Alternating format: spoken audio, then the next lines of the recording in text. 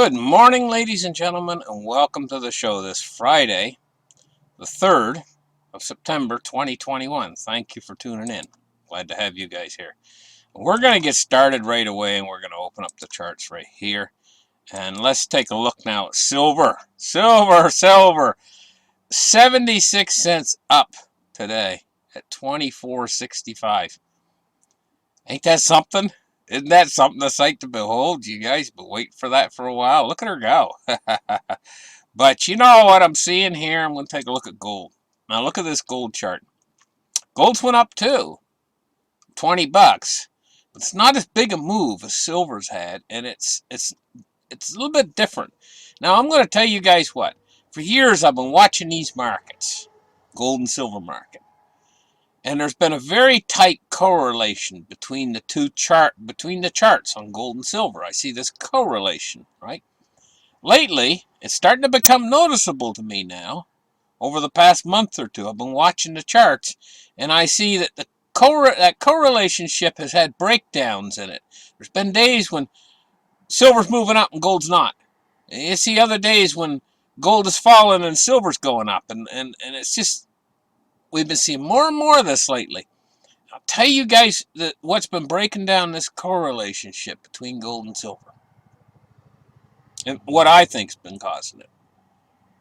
Gold is a monetary metal. Now that Basel III has made it a Tier 1 asset class in the banking system, what we're seeing is a safe haven. We're seeing a certain amount of investors out there on the big side, the big fish, are buying into gold at times. And what this is doing is, and they're not buying silver, they're buying into gold. And it's big money, and we're seeing these pops in gold. When that happens, you see a little pop in gold, and I think that's what's causing it, is the institutional investors are using it as a safe haven asset, where they're not really using silver so much, because silver requires a lot more storage space, it's a lot heavier, it's harder to allocate, and they're getting frightened. The big fish are starting to get frightened, and this is why we see some of these companies like Palantir going out there. I think it's called Palantir anyway, going out there and buying like millions and millions of dollars in gold bars as a hedge, and they're taking physical delivery. This is something that's unheard of.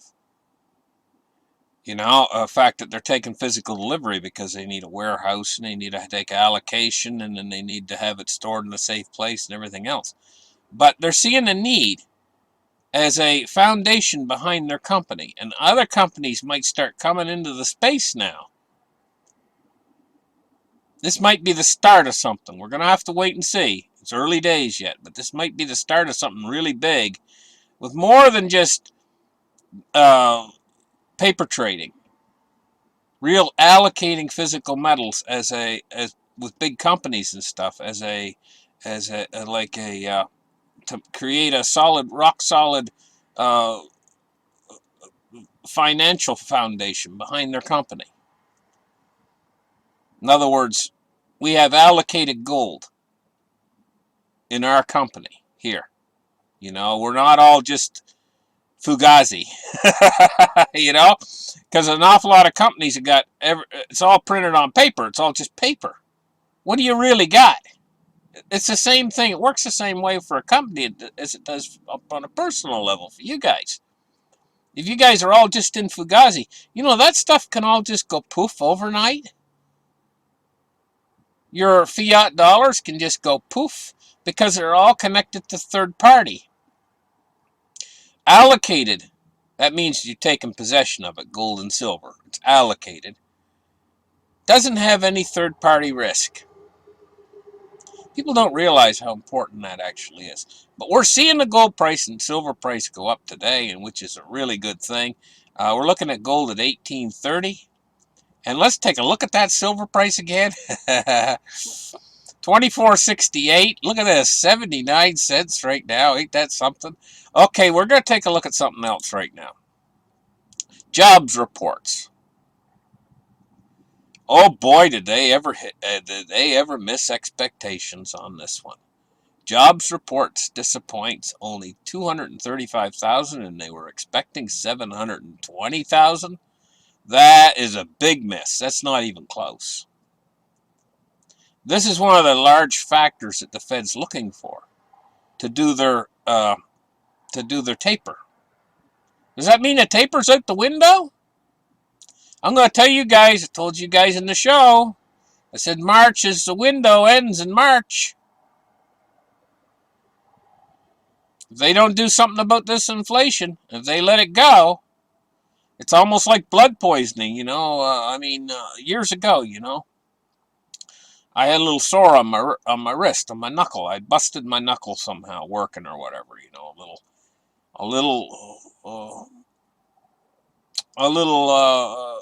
doing a little job, my hand slipped or whatever, busted my knuckle and cut my knuckle a little bit. Well, a day or two passed and it got infected. There's different kinds of infection. A red line started to come off of that. A little red line on my skin, off of that sore on my knuckle.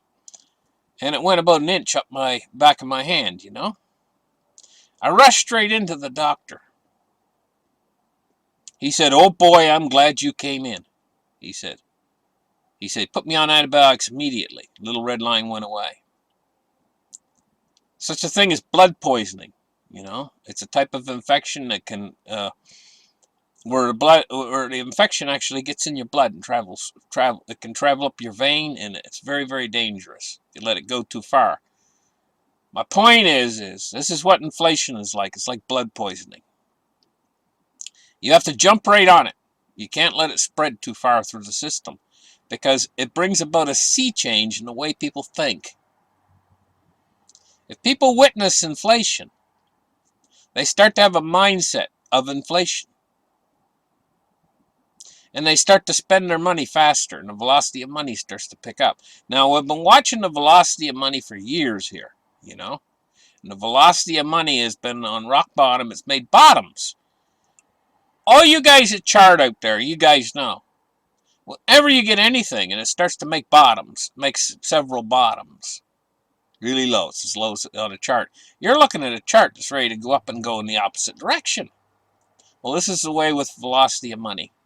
Velocity of money could start picking up very soon, and it could explode to the upside, the velocity of money. And these inflation expectations is what we're going to be looking at next. And the thing about it is, once that gets to be a mindset amongst the public, they've lost it. It's like the blood poisoning. And once it gets too far, it's called septicemia. And a patient you can lose a patient that way, It's especially if they do before the advent of antibiotics. Okay, this is the same problem right here with this inflation, and they're not gonna taper because look, they're not meeting their expectations on jobs. 235,000 and they expected 720,000. Come on, guys, we're not going to see a taper. And if we're not going to see a taper now, when's this going to get better? When's this jobs report's going to all of a sudden boom to 1 million new jobs created? I don't see it coming. This thing's going to drift. They're just going to let it go, just like you're letting the blood poisoning go, right up until March, when I said the window's going to close. It's going to slam shut for any sort of a crash. That's the way it's starting to look to me now. Now that I'm seeing that their expectations aren't being met, the Fed was going to trigger this crash with a taper. Well, I see it going out the window now. And so, once we get this inflation and it starts to become embedded in the system in the form of stagflation, it's gonna continue to heat up because they've already printed enough money for a hyperinflation. Especially when you consider the money multipliers out there. And what I mean by money multipliers is, like the banks, they got systems to make money, they'll lend money to one another. You don't even know anything about it, and they can use the power of fractional reserve banking to do so. I mean, it's incredible how the system can generate more and more liquidity with a money multiplier if they create that original core money to begin with, which they just created trillions, trillions and trillions. Okay, guys, look out, batten down the hatches, here it comes. Okay, look, let's take a look now at the crypto price. 2302 for crypto, and we're looking at 50,700 for Bitcoin. Now, I want to tell you guys another thing about silver and gold. Now that the price is starting to move to the upside again, so will buying. Fear of missing out. Buying will increase, and it's already was high. And we're starting to see more of the big fish come in the feed. Order sizes are increasing, A big fish order, can make up for 1,000 little fish orders in the silver market. They come in, a big fish comes in and says, I want $7 million worth of silver. What are they going to do? They can clean out the place, they can clean out the shop. Fill this order. I mean, what's the guy going to do if he comes into a big company like, and he tells them, I want a big order? They're going to be scratching their heads saying, well, we'll try to fill it, and they'll clean off the shelves. I'm telling you guys, there's trillions out there chasing, and not Bitcoin, but silver. There's all is in still in the millions and stuff, and in the billions of inventory out there. If you had a guy come in who's a billionaire, just one guy that's got a lot of money. He's a multi-billionaire, and he decides to come in and he can clean it all out by himself. This is what the Hunt brothers tried to do years ago, because the silver market is such a tight, small, little tiny market. Guys, you guys don't realize how quick they could clean out all that inventory and all the silver places. Snap your fingers. Just all of a sudden, some big, giant investor comes in and says, I want to allocate. I want an allocated position. Don't think it can't happen. And you guys, you're not going to have any left to get. It's going to be all gone. And when the price starts to go up like this, look at this thing shooting to the moon. You know what? I'm not absolutely certain right now, and I'm sitting here looking at this price. It's up 84 cents, and it was in the 70s just a few minutes ago. I'm going to tell you guys truthfully, I am not altogether sure that this might not be that they've just run out of silver. It could be.